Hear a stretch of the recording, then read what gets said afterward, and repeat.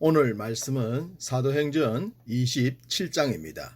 드디어 로마로 라는 주제로 말씀을 전하겠습니다. 벨릭스와 베스도 그리고 아그리빠 왕 앞에서 자신을 변론했던 바울. 단순히 변론이라기보다는 선교를 위한 방편에 불과했습니다. 부활의 구주 예수 그리스도에 대해 확실하고도 분명한 정언을 했기 때문입니다. 그 결과 정치인들의 반응은 어떠했을까요? 26장 32절 이에 아그리빠가 베스도에게 일러 이르되 이 사람이 만일 가이사에게 상소하지 아니하였더라면 석방될 수 있을 뻔하였다 하니라. 아무리 자신들의 정치적인 잣대로 평가해도 죄될 만한 것이 없었다는 말입니다. 그냥 석방을 해도 아무런 문제가 되지 않았습니다. 그러나 바울이 이미 로마 황제에게 항소를 했기 때문에 바울을 그냥 석방할 수는 없었던 겁니다. 또한 여기서 바울이 석방을 당하면 그를 죽이기 위해 조직된 40여 명의 암살단들에게 노출이 되고 말겠죠. 당연히 석방되지 않아야 합니다.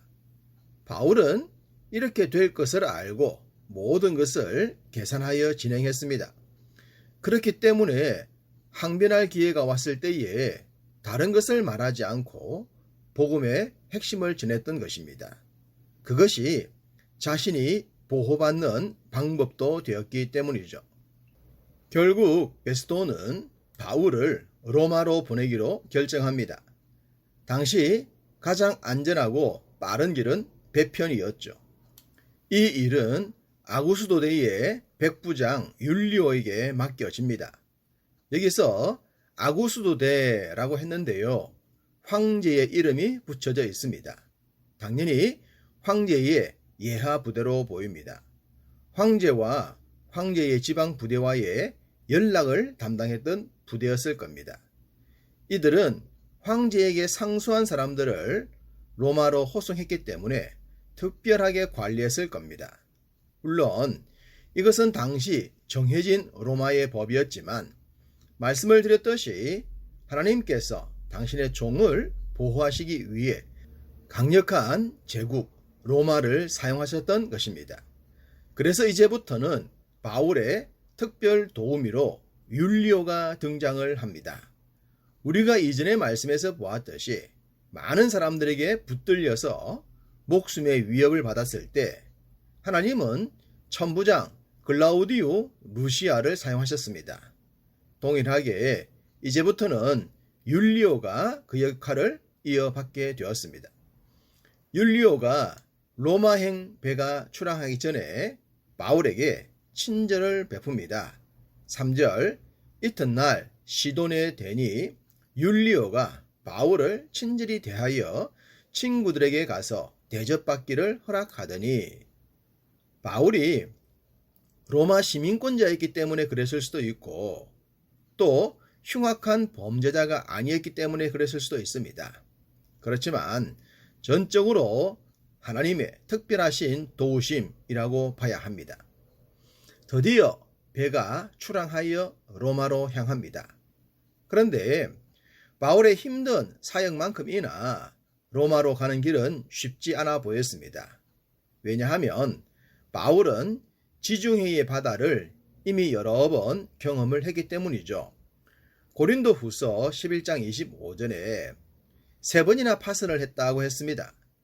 앞서 3번의 전도 여행을 통해 이미 이 바다의 특성을 잘 알고 있었다는 말입니다. 그래서 지금은 시기상으로 항해가 이롭지 못하다는 것을 알았던 것이죠.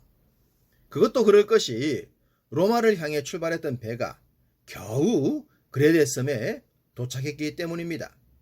8절 간신히 그 연안을 지나 미항이라는 곳에 이르니 라세아시에서 가깝더라.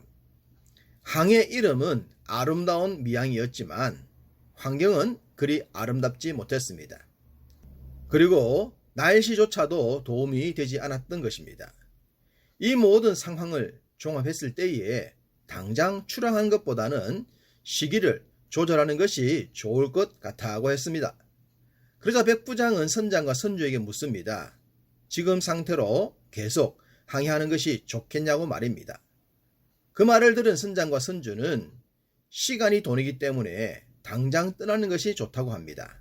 아마 이들은 많은 항해의 경험이 있는지라 이 정도는 얼마든지 극복할 수 있을 것이라고 생각했겠죠.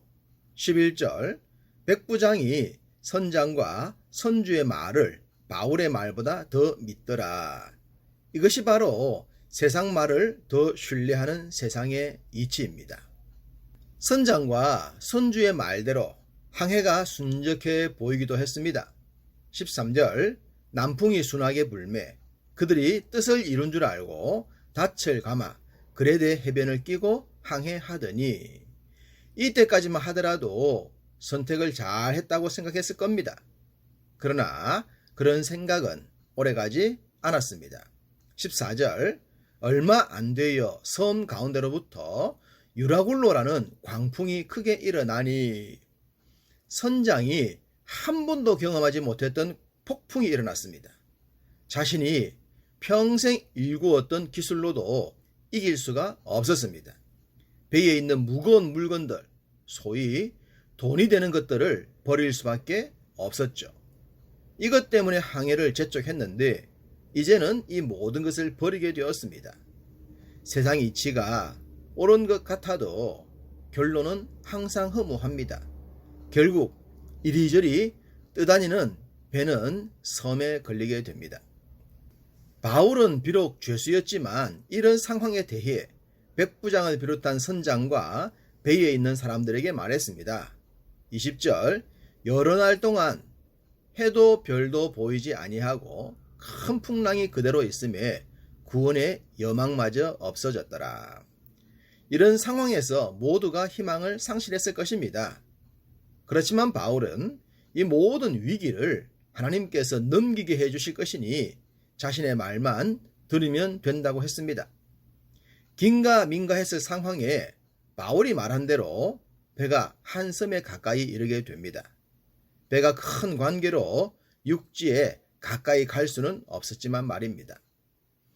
배가 육지 가까이에 이르자 사공들은 틈을 타서 육지로 달아나려고 했습니다. 바울은 이들이 있어야 자신들이 살 수 있다는 말을 백부장에게 했고 백부장은 바울의 말을 듣고 이들이 달아나지 못하게 합니다. 이제는 배의 총사령관이 백부장이 아니고 선장도 아니고 바울이었습니다. 하나님께서 바울을 통해 배를 지휘하게 하셨습니다. 37절 배에 있는 우리의 수는 전부 276명이더라. 이 숫자엔 선원들과 로마 군인 그리고 죄수들이 포함되었습니다. 어쨌든 귀한 목숨들 278명이 바울의 지휘를 받고 있었죠. 하나님은 풍랑 속에서 바울에게 이들을 맡겼다고 하셨습니다. 24절 바울아 두려워하지 말라. 내가 가이사 앞에 서야 하겠고 또 하나님께서 너와 함께 항해하는 자를 다 내게 주셨다 하였으니 현재 바울에게는 278명의 목숨을 맡기셨지만 앞으로는 로마에서 더 많은 사람들이 맡겨질 것입니다. 하나님은 그 일을 위해 바울의 생명을 지금까지 지키셨던 것입니다. 이제 바울의 말에 귀를 기울이는 자들을 향해 바울은 이렇게 말합니다. 34절 음식 먹기를 권하노니 이것이 너희의 구원을 위하는 것이요 너희 중 머리카락 하나도 잃을 자가 없으리라 하고 모두가 바울의 말을 따릅니다. 자신들의 생명이 바울에게 달렸다는 것을 알기 때문입니다. 백부장은 바울의 말을 따라 모두가 일사불란하게 움직이게 했습니다. 배가 육지에 더 가까이 이를 수 있도록 말입니다. 그리하여 배는 깨어졌지만 배에 있는 모든 사람들은 안전하게 육지에 내리게 됩니다. 44절 그 남은 사람들은 늘 조각 혹은 배 물건에 의지하여 나가게 하니 마침내 사람들이 다 상륙하여 구조되니라. 할렐루야! 바울이 로마로 가는 길은 순탄하지 않았습니다. 그러나 그 모든 과정에서 하나님의 살아계심을 전할 수 있었습니다. 그것이 중요합니다. 현재 생명을 건진 278명의 사람들은 바울이 말한 하나님을 경외하지 않았겠습니까? 우리의 삶도 그러해야 될 줄 믿습니다. 오늘도 여러분의 삶을 통해 살아계신 하나님의 이름이 신실하게 전파되기를 주님의 이름으로 축복합니다.